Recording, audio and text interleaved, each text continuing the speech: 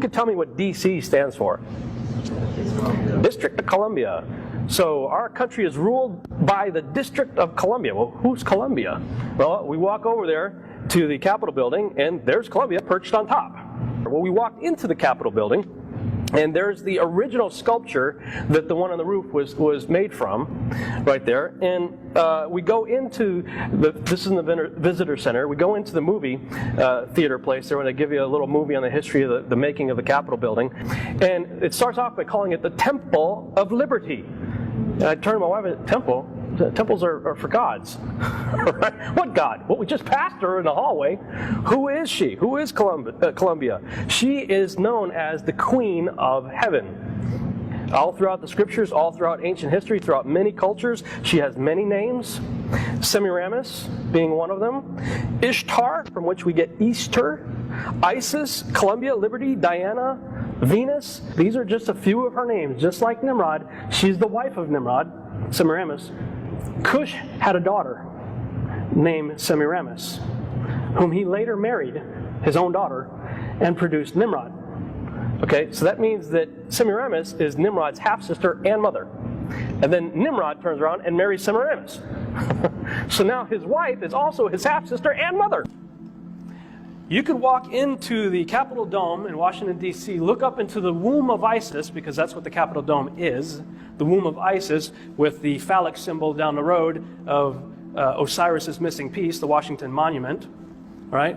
This picture right here is called the apotheosis of George Washington. Look up in the Capitol Dome, and that's what you're going to see. Surrounded by 72, which is a high occult number, pentagrams, which are known as binding pentagrams. That's how the ancients believe they can, and the occult believes they can control demons. You got George right here in heaven. The apotheosis means ascending into godhood. That's what apotheosis means. Okay? If this is supposedly heaven, you might think you'd see, maybe the saints, see, Yeshua up there, see the angels, Michael, Gabriel. No, that's not what you see. You see Neptune, you see Vulcan, you see the Greek pantheon hanging up there with deified George in the Capitol building. And not to be outdone, when Abraham Lincoln died, they started putting out postcards and whatnot showing the apotheosis of Abraham Lincoln. I bet you've probably never seen this before.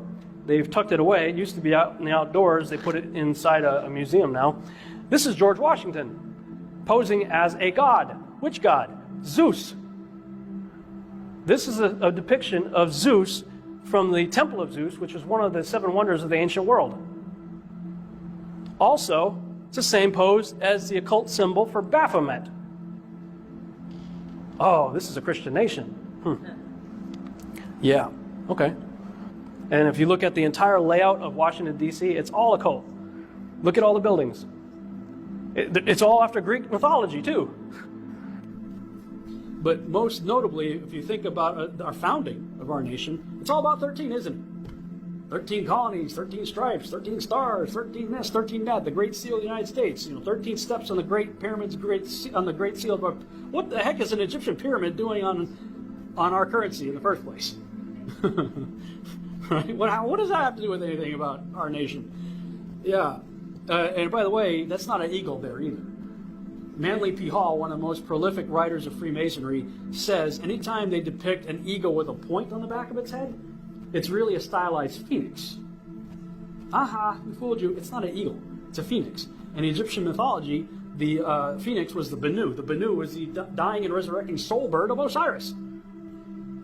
Okay? 13 steps on the Great Seal's pyramid, 13 letters in the Latin phrase Annuit Coeptus, 13 letters in E Pluribus Unum, 13 stars above the eagle's head there in the shape of the Star of David, which has nothing to do with David. 13 bars on the shield, 13 leaves on the olive branches, 13 arrows, 13 original colonies, 13 stars, 13 stripes on the original Betsy Ross flag. Have you heard about the Betsy Ross flag? If you go look up on history.org, history.org just comes right out and tell you there's no evidence whatsoever that suggests that Betsy Ross had it, other than the fact that she was a flag maker. She did make flags. There's no evidence whatsoever that she's the originator of this design, even though that's one of the myths that we've all been taught growing up in school. History.org goes on to continue.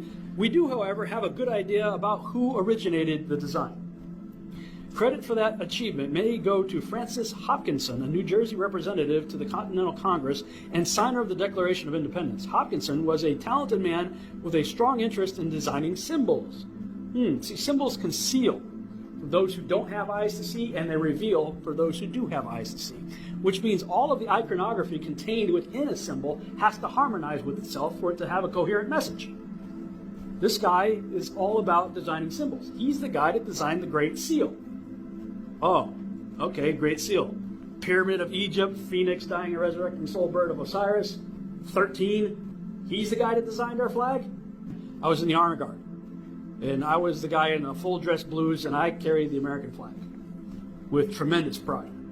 That was like a real honor for me to do that. And I took great care in doing it, trying to do everything right and be as sharp as I could be. I cannot even look at that thing anymore. And I certainly am not pledging allegiance to it. No.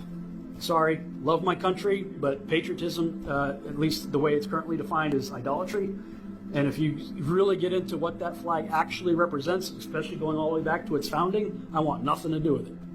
You know, it's a lot for me to say this. That now I just can't do it. We're trying to wake people up because there's going to be a deception that the scriptures say it's going to be so powerful that even the elect can be deceived by.